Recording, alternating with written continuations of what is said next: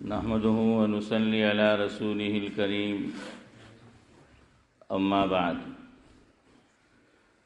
فأعوذ بالله من الشيطان الرجيم بسم الله الرحمن الرحيم وذكر فإن الذكرى تنفع المؤمنين۔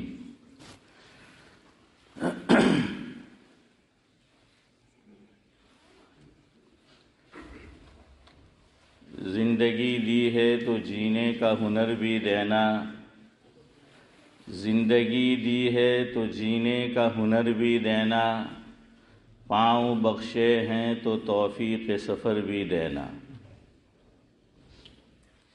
گفتگو تو نے سکھائی کہ میں گونگا تھا، اللہ تعالیٰ کی طرف نسبت ہے۔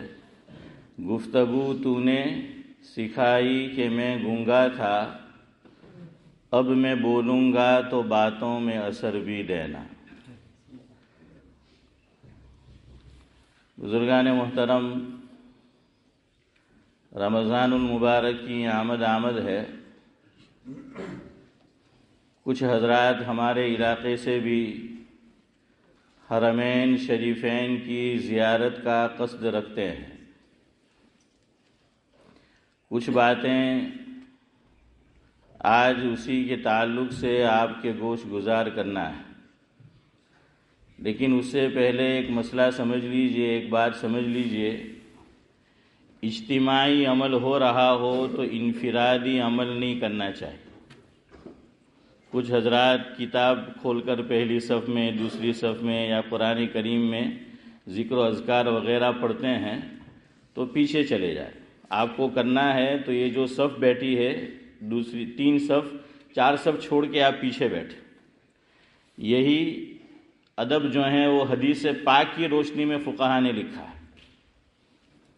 اس لیے اس کا خیال ہمیشہ رکھے۔ آپ کو کرنا ہے، منع کوئی نہیں کرتا، آپ پیچھے چلے جائیں اور وہاں جا کر کرے۔ تو اجتماعی عمل کے وقت انفرادی عمل نہیں کرنا چاہیے، اور آپ جو انفرادی عمل کر رہے ہیں اسی اجتماعی عمل کو صحیح نیت سے سنیں گے تو ثواب اسی میں انکلوڈ ہو جائے گا۔ بہرحال تو حرمین شریفین کے جو زائرین ہیں، یعنی جو جائیں گے، جانے کا قصد رکھتے ہیں معتمرین، تو ان کی خدمت میں کچھ گزارشات پیش کرنا ہے۔ یہ صرف ان کے لیے فائدے کی چیز نہیں ہے، ہم سب کے لیے بھی ہے۔ اللہ تعالیٰ مجھے اور آپ کو بھی لے جائے، اور جس طرح وہاں حاضری دینا چاہیے اسی طرح لے جائے، تو یہ باتیں انشاءاللہ ہمیں بھی کام دے گی، یا ہم ہمارے دوست و احباب کو بھی بتلا سکتے ہیں۔ حکیم الامت، مجدد الملت حضرت مولانا اشرف علی صاحب تھانوی رحمۃ اللہ علیہ کا ایک بہت پیارا ملفوظ ہے، جس کا خلاصہ یہ ہے کہ حضرت نے یہ فرمایا کہ اپنا مسلک چھوڑو مت، اپنا مسلک چھوڑو مت، اور دوسرے کے مسلک کو بلا ضرورت چھیڑو مت۔ بلا ضرورت یہ جملہ میں نے بڑھایا ہے، تو اپنے مسلک کو چھوڑنا نہیں ہے، اور بلا ضرورت اس لیے کہا کہ بھئی آپ کو بات بتانی ہے تو کچھ تو اس کا تذکرہ کرنا پڑے گا ضرورتاً۔ اب حرمین شریفین میں، اور بعض چیزیں مدینہ منورہ میں نہیں ہیں، صرف مکہ مکرمہ میں، کچھ چیزیں دونوں جگہ ہیں۔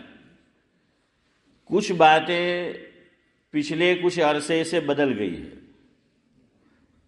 اور تعجب پھر اس پر ہوتا ہے کہ اب وہاں کے دینی امور کے جو ہیڈ ہے، میں کسی وجہ سے نام نہیں لے رہا، ابھی بقید حیات ہیں، اور اللہ تعالیٰ نے ان کو پورے عالم میں جہاں جہاں مسلمان بستا ہے، زندگی گزارتا ہے، رہائش پذیر ہے، ایک مقام دیا ہے، عزت دی ہے، انہوں نے آ کر یہ کام کیا جو نہیں کرنا چاہیے۔ سب سے پہلی چیز جو حضرات وہاں جا رہے ہیں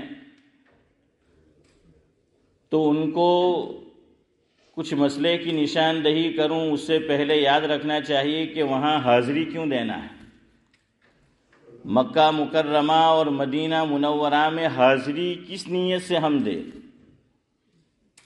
کیا ارادہ لے کر جائے، کیا نیت لے کر جائے۔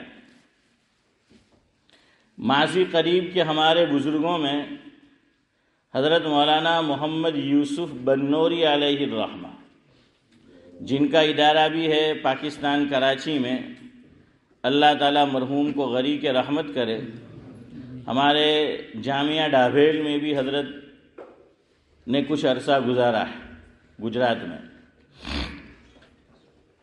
حضرت کثرت سے حرمین شریفین تشریف لے جاتے تھے۔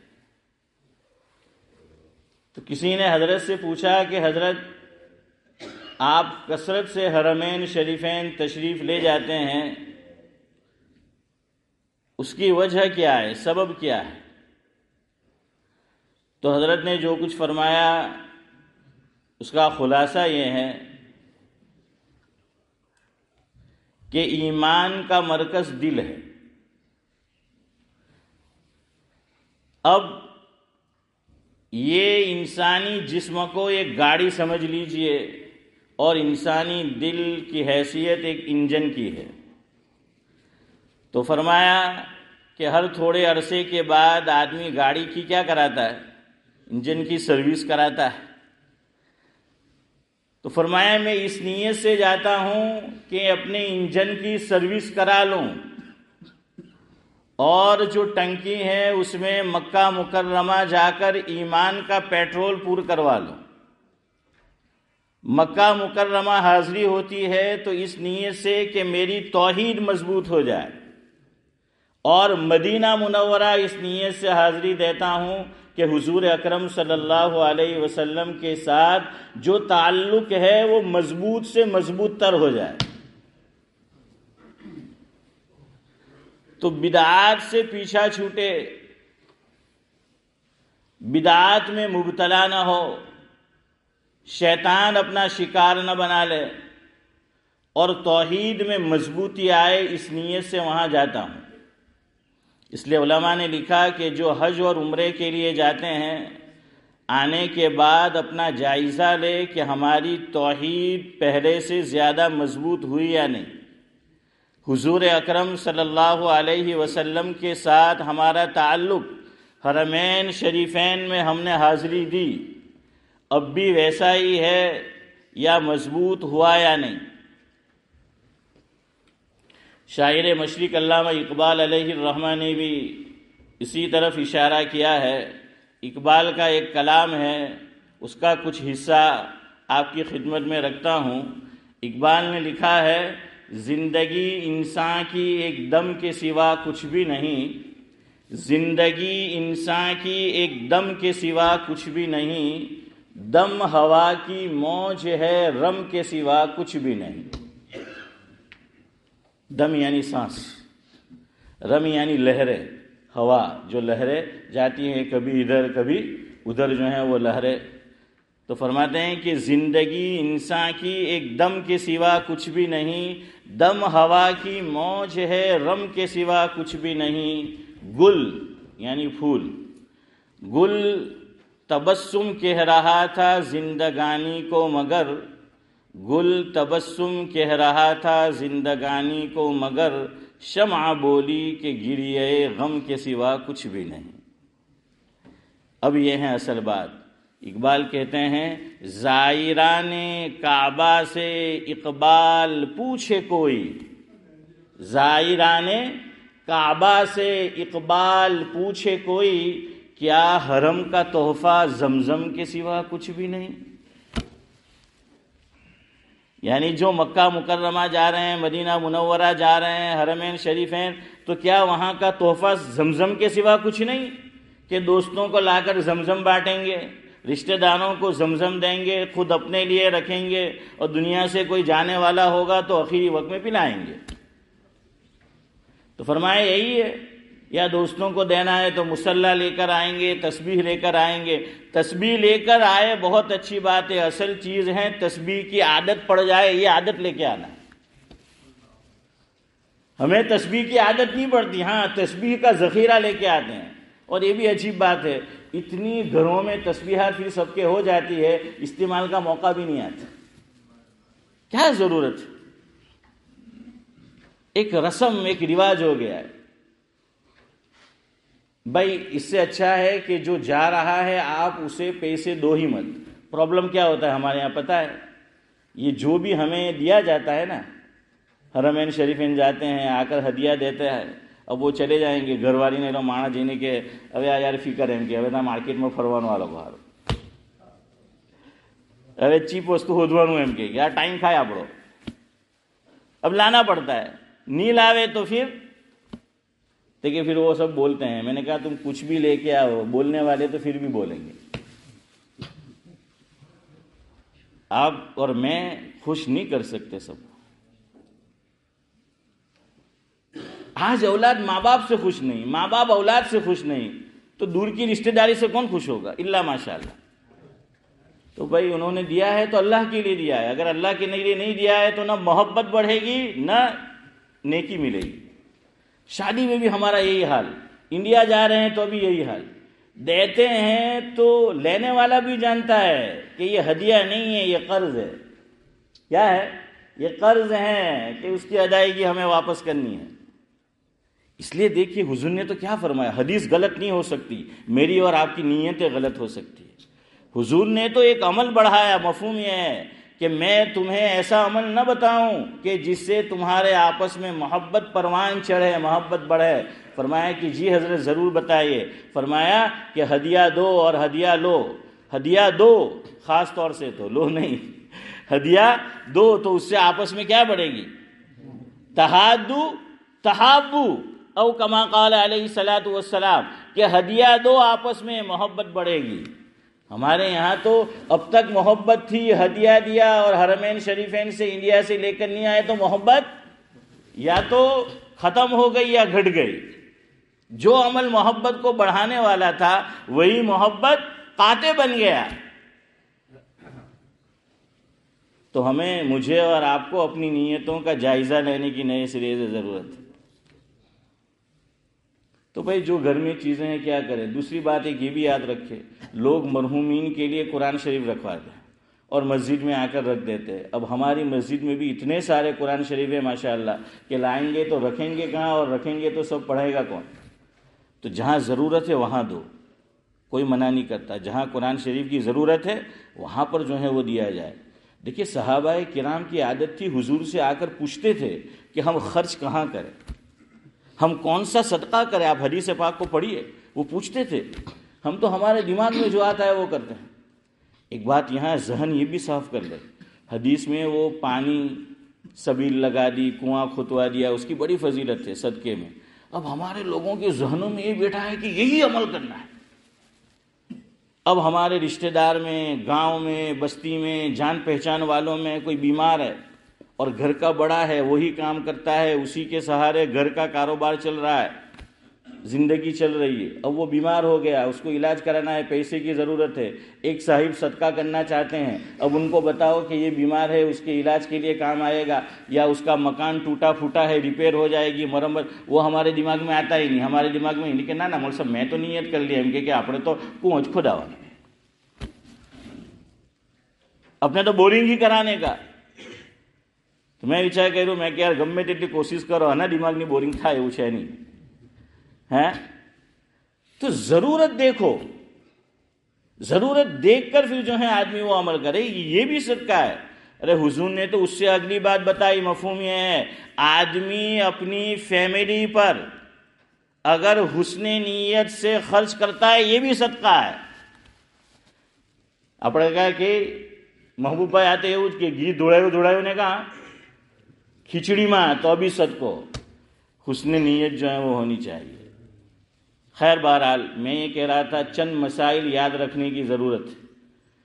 تو ایک تو مکہ مکرمہ وہاں اس لیے نہیں جانا خالی زمزم لے کر آ جائیں گے. وہاں دعا کرو اور اپنے ایمان اس کو ریفریش کرو، اس کو تازہ کرو، اس کو رینیو جو ہے وہ کرو، اور حضور اکرم صلی اللہ علیہ وسلم کے ساتھ ہماری عقیدت، محبت، اس میں جو ہے وہ بڑھوتری اور اضافہ ہونا چاہیے۔ ہمارے حضرت مولانا ابرار احمد صاحب دہلوی رحمۃ اللہ علیہ فرماتے تھے مگر میرا اور آپ کا حال یہ ہوتا ہے کہ حرمین شریفین گئے، کئی ایام گزر کر آئے، واپس زندگی ویسی کی ویسی، کہاں کہ یہ تو ویسا ہی ہو گیا، کہاں گئے کہیں نہیں، کیا لائے کچھ بھی نہیں۔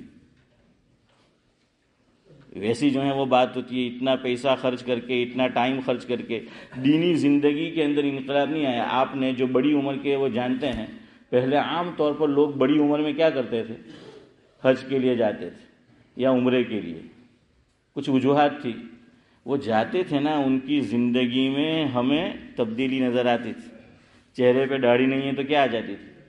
داڑھی جو ہے وہ آ جاتی تھی۔ لباس جو ہے وہ صالحین والا جو ہے وہ آ جاتا تھا۔ نمازوں کی پابندی جو ہے وہ ہو جاتی تھی، تلاوت اللہ کی، تلاوت کلام اللہ کی جو ہے وہ پابندی ہو جاتی تھی۔ آج یہ سب کچھ نہیں ہے، تو ہمیں اب یہ بھی سوچنا ہے، ہم اتنے عرصے سے جا رہے ہیں، ہماری زندگی میں انقلاب، دینی انقلاب کیوں نہیں آ رہا؟ خیر بہرحال ایک چیز وہاں جا کر جو یاد رکھنی ہے وہ یہ ہے کہ جو زائرین وہاں پر جائیں گے، جمعہ کی نماز وہاں پڑھے تو اذان اب زوال نہیں، اول بھی نہیں عبدالرؤف بھائی، زوال سے پہلے دے دیتے وہ لوگ۔ حرمین شریفین میں جمعہ کی اذان کب ہو جاتی ہے؟ اب زوال سے پہلے دیتے، پہلے ایسا نہیں تھا، زوال سے پہلے یہ لوگ دے دیتے۔ اب آدمی کے ذہن میں نہیں ہوتا، ہمارے یہاں تو الحمدللہ ہم سب جانتے ہیں کہ زوال کے بعد ہے۔ اب آدمی نے سوچا نہیں، اذان ہوئی تو اب سنت مؤکدہ ادا کرنی ہے، آدمی نماز کے لیے کھڑا ہو جاتا ہے سنت مؤکدہ کے لیے، وہ ادا ہی نہیں ہوتی۔ سنت مؤکدہ ادا سمجھی جائے گی زوال کے بعد۔ یاد رکھنا جمعہ کا بھی اول وقت وہی ہے جو ظہر کا وقت ہے۔ ظہر کا وقت کب شروع ہوتا ہے؟ ارے بولو، زوال کے بعد جو ہے وہ شروع ہوتا ہے۔ جمعہ کا بھی اول وقت یہ زوال کے بعد شروع ہوتا ہے۔ کسی نے مغرب کی اذان وقت سے پہلے دے دی تو وہ ادا سمجھی جائے گی؟ نہیں، دوبارہ دینا پڑے گا کہ بھائی وقت سے پہلے اذان پڑھ دی ہے۔ اسی طرح جمعہ کی اذان بھی وقت سے پہلے دے دی تو وہ معتبر ہی نہیں ہے۔ چاروں ائمہ کے یہاں جمعہ کا وقت زوال کے بعد ہی شروع ہوتا ہے۔ ہاں، حضرت امام احمد بن حنبل کی ایک رائے ہے، ایک قول، لیکن جو علماء حضرات ہیں وہ اس بات کو جانیں گے، لیکن میں کوشش کروں گا آپ کو سمجھانے کی کہ آپ بھی سمجھ جائے۔ جو دارالافتاء میں بیٹھے ہوئے ہیں حضرات مفتیان کرام، آپ ان سے جو بھی دینی سوال پوچھیں گے، یا ویسے بھی آپ کسی امام صاحب سے، مفتی صاحب سے، مولوی صاحب سے آپ مسئلہ پوچھیں گے تو مدارس میں یہ بتایا جاتا ہے، سکھایا جاتا ہے، کتابوں میں لکھا ہے کہ بعض مرتبہ دو قول ہوتے ہیں کسی بات میں، ایک کا نام ہوتا ہے مفتہ بہ قول اور دوسرے کا نام ہوتا ہے غیر مفتہ بہ قول۔ ایک معمول بہ اور دوسرا غیر، ہاں یہ تیسری اصطلاح ہے، ایک راجح اور دوسرا مرجوح۔ تو ایک راجح ہے اور دوسرا مرجوح ہے۔ فتویٰ جو دیا جائے گا، سائل پوچھنے آیا ہے کوئی دینی سوال، تو یہ مفتی صاحب کی ذمہ داری ہے، امام صاحب کی ذمہ داری ہے، مولانا صاحب کی یہ ذمہ داری ہے کہ سائل جو پوچھنے کے لیے آیا ہے، چاہے وہ زبانی پوچھ رہا ہے، چاہے تحریری طور پر پوچھ رہا ہے، اسے جو جواب دیا جائے گا وہ کیسا ہوگا؟ مفتہ بھی ہوگا، معمول بھی ہوگا اور راجح قول ہوگا۔ وہ غیر مفتہ بھی نہیں ہوگا، غیر معمول بھی جو ہے وہ نہیں ہوگا، وہ مرجوح قول نہیں ہوگا۔ حضرت امام احمد بن حنبل علیہ الرحمہ کی ایک رائے یہ ہے کہ جمعہ کے دن زوال ہوتا ہی نہیں ہے۔ کیا رائے ہے؟ زوال ہوتا ہی نہیں ہے۔ کیوں نہیں ہوتا ہے؟ فرمایا کہ شیطان اس دن تصرف کر ہی نہیں پاتا۔ یہ جو مکروہ وقت میں نماز نہیں پڑھنی تو کیوں؟ اس کا سبب بتایا گیا. ابھی وقت نہیں ہے، میں ادھر جاؤں گا تو میری گفتگو جو کہنی ہے وہ وقت نہیں رہے گا. خیر، ان کی ایک رائے یہ ہے کہ جمعہ کے دن نہیں ہوتا. اب ہر مسلک جو ہیں، چاہے وہ حنفی ہو، چاہے وہ شافعی ہو، چاہے وہ مالکی ہو، چاہے وہ حنبلی ہو، تو ہر مسلک کی ایک کتاب ہے کہ جو معتبر ہے اور اسی کو بنیاد بنا کر سائل کو سوال کا جواب دیا جاتا ہے، اور مستفتی جو ہیں، جو استفتاء کرتا ہے تو اس کو فتویٰ جو ہے وہ دیا جاتا ہے. حنبلی جو مسلک ہے، میں جان بوجھ کے مذہب نہیں بول رہا، کیوں؟ اس سے بعض لوگوں کو غلط فہمی ہوتی، اس لیے میں مذہب نہیں بول رہا، میں مسلک بول رہا. ابن قدامہ علیہ الرحمہ، ان کی کتاب ہے المغنی، یہ سب سے معتبر ہے حنابلہ کے یہاں. المغنی کے اندر ابن قدامہ علیہ الرحمہ نے یہ تحریر فرمایا، جس کا مفہوم یہ ہے کہ حضرت امام احمد بن حنبل علیہ الرحمہ کا جمعہ کو لے کر جو یہ قول ہے کہ زوال ہوتا ہی نہیں اور جمعہ کا وقت زوال سے پہلے ہو جاتا ہے، فرمایا کہ یہ قول شاذ ہے، غیر مفتہ بھی ہے، غیر معمول بھی ہے اور مرجوح ہے، اس پر عمل نہیں کیا جائے گا. کون لکھ رہے ہیں؟ خود ابن قدامہ. اور حنبلی جو مسلک ہے اس کی یہ معتبر جو ہیں وہ کتاب ہے اس کے اندر. دوسری بات ہمارے علماء نے یہ لکھی کہ بلاد اسلامیہ، وہاں پر جہاں جہاں لوگ حنبلی المسلک ہے کہ اس پہ عمل کرتے ہیں، وہاں کی مساجد میں آپ آج بھی جا کر دیکھ لیجئے، جمعہ کے دن اذان زوال کے بعد ہوتی ہے. جو حضرات دعوت و تبلیغ میں مولانا سہیل یا جو بھی ہوں گے، وہ اگر گئے ہوں تو انہوں نے بھی دیکھا ہوگا کہ وہ گھومتے ہیں تو دن کی نسبت پر، تو وہاں بھی یہ ہے. اب پتہ نہیں انہوں نے یہ شاذ قول کیوں شروع کر دیا، غیر مفتہ بھی قول پر عمل جو ہے وہ کیوں شروع کر دیا. اب ہمارے لوگ جو بیچارے جاتے ہیں عمرہ کے لیے اور حج کے لیے، ان کو پتہ ہی نہیں ہوتا. ایک طرف اذان ختم ہوئی اور انہوں نے کیا شروع کر دیا؟ سنتیں شروع کر دی. وہ سنتیں ہوئی ہی نہیں. دوسرا مسئلہ پھر یہ پیش آتا ہے، چلو ان کو یہ بات معلوم ہے، جیسے آج میں نے بتائی، آپ لوگوں نے سنی، تو آپ سوچیں گے کہ چلو مولوی صاحب اب زوال کا وقت دیکھ کر جائے کہ جب زوال کا وقت ہوگا اس وقت سنتیں پڑھیں گے. جیسے ہی زوال کا وقت آتا ہے امام صاحب ریڈی ہوتے ہیں. زوال کا وقت ختم ہوا نہیں کہ امام صاحب نے خطبہ شروع کیا نہیں. اب یہ بھی حضور کی حدیث سے مفہوم ہے کہ اس وقت، اور خاص کر احناف کے یہاں تو نماز نہیں پڑھنا ہے. احناف کے یہاں خاص طور سے ہمارے یہاں تو کہ جب امام صاحب نکل جائے تو پھر نماز نہیں ہے. اب پھر جو ہے سنتیں نہیں پڑھ سکتے. پہلے پڑھے تو نہیں ہوتی، وقت پہ پڑھے تو موقع نہیں دیتے. اب لا محالہ کب پڑھنی پڑے گی؟ جمعہ کے بعد جو ہے وہ پڑھنی پڑے گی. ایک یہ بات یاد رکھیں. نمبر 2، اور بھی کچھ تصریحات ہے لیکن میں نہیں جاتا اس میں. امام صاحب اب جہاں نماز پڑھاتے ہیں تو پہلے بھی ایسا نہیں تھا. پہلے وہ حج کے ایام میں کہاں کھڑے رہتے تھے امام صاحب؟ مکہ مکرمہ میں جہاں پر حجر اسود ہے وہاں وہ کھڑے رہ کر نماز جو ہے وہ پڑھاتے تھے. اب ایک چبوترا جو ہے وہ بنا ہوا ہے، وہاں امام صاحب جو ہیں وہ کھڑے ہو جاتے ہیں. اور یہ واجب ہے تمام ائمہ کے یہاں، امام مالک کی ایک رائے کو چھوڑ کر. مقتدی امام سے کہاں ہوگا؟ پیچھے ہوگا. یہ واجب ہے کہ مقتدی امام سے کہاں ہو؟ پیچھے ہو. یعنی فٹ، پاؤں. بعض مرتبہ ایسا ہوتا ہے امام کا قد چھوٹا ہے اور مقتدی کا بڑا ہے، تو 2 آدمی ہیں قریب قریب کھڑے رہیں گے تو ہاں اس کا سر ذرا آگے اور مقتدی آگے پیچھے، اور مقتدی آگے جا سکتا ہے. اعتبار کس کا ہے؟ ارے یار کچھ تو بولو، ابھی سے رمضان کا شوق سوار ہے آپ کو. ہیں بتائے تو صحیح آپ کو. پاؤں کا اعتبار ہے. ٹانٹیا کھینچوا میں ماسٹر ہے، وہاں بولتا نہیں ٹانٹیا. تو خیر بہرحال کیا ہے، امام سے پیچھے جو ہیں وہ کھڑے رہنا ہے.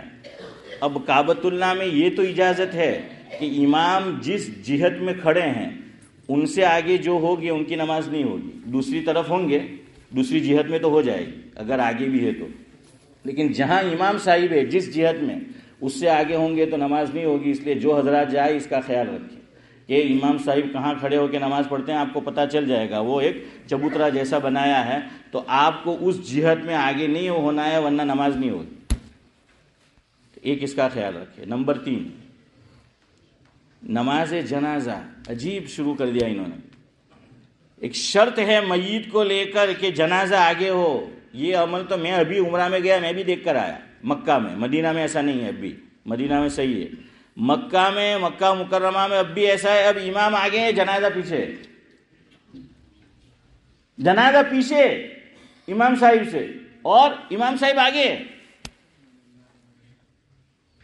اب یہ شرط ہے. اور حضور اکرم صلی اللہ علیہ وسلم نے جتنے جنازے پڑھائے ایک مثال ایسی پیش نہیں کر سکتے کہ جنازہ پیچھے اور امام جو ہے وہ آگے. اب امام صاحب نے جو ہے وہ نماز پڑھائی, جو جنازے کے کہاں ہوں گے, امام سے بھی آگے اور جنازے سے بھی آگے, تو نماز نہیں ہوگی. مدینہ میں ایسا نہیں ہے, مدینہ میں آپ ٹینشن نہ لیں. تو وہاں جو ایسا نہیں ہے اب بھی, لیکن مکہ مکرمہ میں بھی ایسا انہوں نے شروع کر دیا. اب 2 مسئلے اور رہ گئے, وقت بھی ہو گیا. وطر کی نماز اور تراویح کی 10 رکعت. تو بھائی 20 رکعت جو ہیں وہ پڑھے. یہ 20 رکعت کس نے شروع کی ہے؟ حضرت عمر رضی اللہ تعالیٰ عنہ نے. بخاری شریف میں, ترمذی شریف میں امام ترمذی نے جو کامنٹ کیا ہے وہ آپ پڑھے. میں لکھ کر لایا تھا لیکن وقت نہیں ہے. ابن تیمیہ علیہ الرحمہ کے فتاویٰ میں آپ دیکھیں. ہمارے یہاں تو دلائل 4 چیزیں ہیں, قرآن, سنت, صحابہ کا اجماع اور قیاس. تو یہ 20 رکعت یہی دلیل کافی ہے کہ کس نے شروع کی؟ حضرت عمر رضی اللہ تعالیٰ عنہ نے. اور یہ شروع کی یہ نہیں کہ حضرت عمر نے, علماء نے لکھا انہوں نے حضور کو دیکھا ہوگا اس لیے 20 پڑھی, تبھی صحابہ نے اس پر کوئی آواز نہیں اٹھائی. اور ضعیف روایت سند کے لحاظ سے کمزور ہے. یہ ہے بھی ابن عباس سے مروی کہ حضور نے 20 رکعت پڑھی ہے. اس لیے میرے بھائیوں, جو حضرات جائے رمضان میں 10 رکعت وہ پڑھے, تو 10 آپ کو دوبارہ اور پڑھنی ہے. یا تو جماعت سے پڑھو یا تنہا علم ترا یا جو بھی آپ کو یاد ہے. 10 رکعتیں جو ہیں واپس دوبارہ پڑھ لو. اب وطر میں 2 مسئلے آ سکتے ہیں پیش, لیکن دونوں کا میرے پاس ٹائم نہیں ہے. ایک کا خالی سن لو. اب وہ 2 سلام سے پڑھتے ہیں اور ہم لوگ وطر کتنے سلام سے پڑھتے ہیں؟ 1 سلام سے پڑھتے ہیں. اب علماء کی پچھلی رائے کچھ اور تھی, اب بھی کچھ ہے, لیکن میں آسانی کے لیے بتا دوں. حضرت مفتی محمد تقی عثمانی صاحب دامت برکاتہم العالیہ, ان کی بخاری شریف کی جو تقریر ہے انعام الباری کے نام سے چھپی ہے, اس میں حضرت نے یہ ذکر کیا جس کا مفہوم یہ ہے کہ بھئی یہ لوگ جس طرح حرمین شریفین میں وطر ادا کرتے ہیں تو اس طرح ثابت ہے حضور سے, صحابہ سے. تو ہم اپنے یہاں تو اس طرح نہ پڑھے, لیکن اب یہاں پہ مجبوری ہے, ایک درجے میں نہیں بھی ہے. تو فرمایا کہ کوئی بات نہیں, جس طرح یہ ادا کرتے ہیں اسی طرح 2 سلام سے ادا کر لو. یہ میں نے آپ کو حوالہ بھی کتاب کا دے دیا. دوسری رائے علماء نے یہ کہیں کہ ادا ان کے ساتھ کرو, لیکن اس طرح نہیں. 2 رکعت پر وہ سلام پھرائیں گے تو میں اور آپ جو حنفی المسلک ہے وہ سلام نہیں پھرائیں گے. امام صاحب سلام پھرائے 2 رکعت پر تو ہمیں بیٹھے رہنا, پھر وہ فوراً اللہ اکبر کہتے ہیں. تو جب وہ کھڑے ہو جائے تو ہم بھی کیا ہو جائے, کھڑے ہو جائے. ان کے 2 سلام سے ہو جائے گی اور ہماری 1 سلام سے. تو سلام یاد رہے گا, ورنہ میرے نام کا آخری حصہ یاد رکھ لیں. سبحان اللہ و بحمدہ, سبحانک اللہم و بحمدک, نشہد ان لا الہ الا انت.